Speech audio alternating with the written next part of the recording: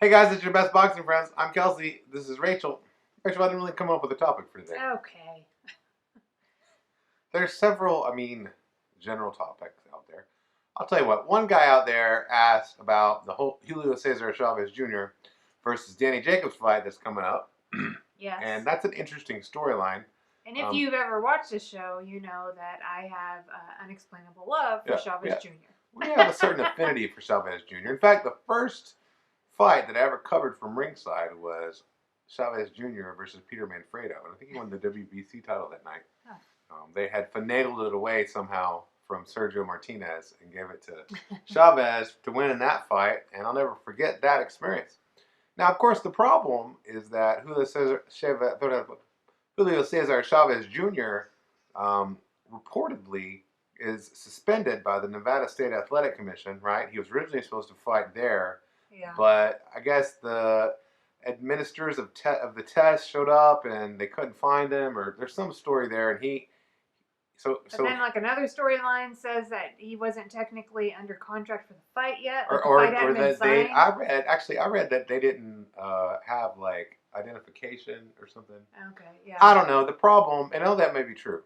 The problem with it is that Chavez Jr. has already failed 2 PED drug tests administered by the same people, and so he doesn't have a lot of credibility. He has a history around drugs of all, like many kinds. Yeah, and so now he's suing them. He's suing the Nevada State Athletic Commission.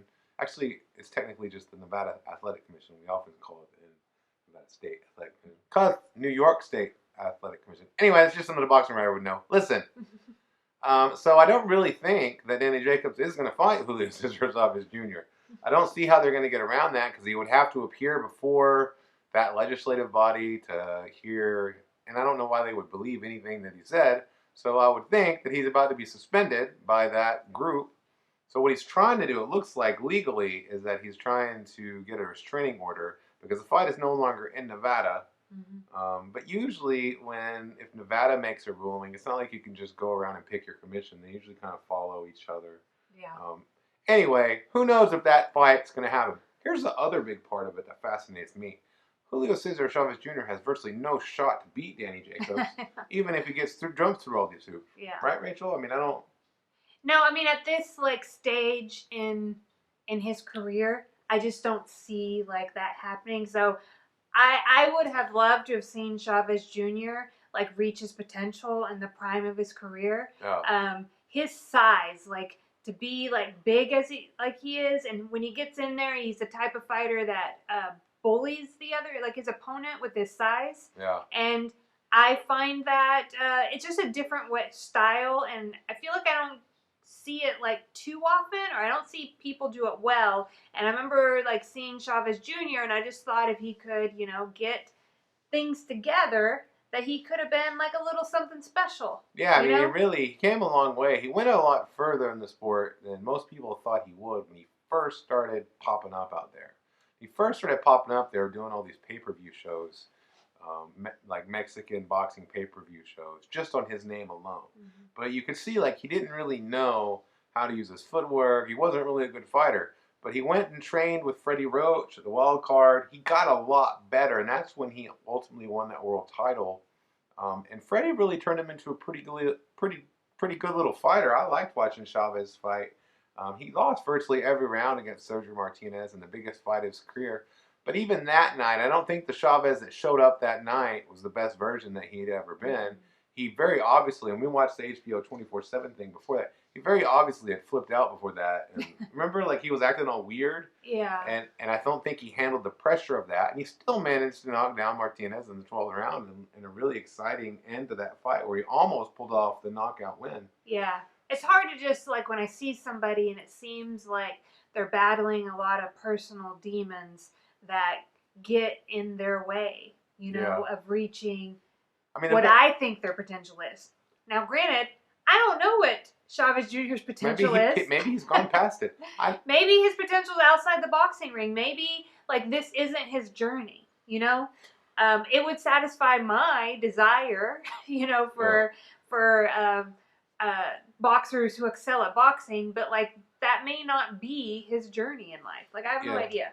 Yeah, and he just seems if I step away from him at 1,000 feet, he just seems like, from what I've seen throughout his career, the kind of guy that constantly gets in his own way. And I don't think that that's going to change. So I'm saying even if he makes it to the ring against Danny Jacobs, I don't have the confidence in seeing what's happened over the course of the last 10 years that he's putting in the work every single day. You could say the same thing about Andy Ruiz, and especially after we saw him last, even with the last fight. I think that some people just can't seem to put all that together. And when we project things, we often project what we envision as the best of them, when historically speaking, we never really got the best of them consistently enough to do that. Yeah. Now, Danny Jacobs, he's a really great fighter. He's only lost against really the best, unless you go way back in his career. He gave Canelo Alvarez some problems. He gave Gennady Golovkin some problems. He's moved up to 168 now. I look forward to watching his career. But if he was hoping to get a win against a semi-big name in Chavez Jr., yeah, it would have been nice for. I don't think he's getting that. I think he's getting the Gabriel Rosado backup plan, which is still a pretty good fight, and I'm excited to see it. Yeah, Gabe Rosado. Yeah, we love Gabriel Rosado. That guy can fight, and that guy's really had a great career. Talk about a guy getting a lot out of his just toughness, his ability, his skill. Remember, isn't Gabriel Rosado? Yeah, it wasn't quite it. It was technically bare knuckle, but it was bare knuckle boxing. It was in that weird little pit thing against Brian Vera. Yeah, and I was so sure that Brian Vera was going to win that fight because Brian Vera was so tough, and that seemed just built for him. But it turned out that bare knuckle boxing actually favored skilled boxers more than it did like the punchers, brawlers. Yeah, you know? And not that Rosado's a great brawler, but what I'm saying is Rosado has a lot of skill. He's been in the gym a long time. He's a really, really great fighter. Yeah. Love watching him fight. Happy to see that he could make such a good career for himself and is still getting big fights, because it looks like he's going to be fighting Danny Jacobs coming up pretty soon. Yeah. You know what else I'm excited about? Is it about people liking, commenting, and subscribing? It is. Nothing gets me more Nothing. What were you saying? No. We use that transition a lot. Well, you're welcome to add your own transitions. No. Transition critiker. Is that a word? Critiker. Listen, critiker. You know who's not a critiker? People who like, comment, and subscribe. Because that's not even a word.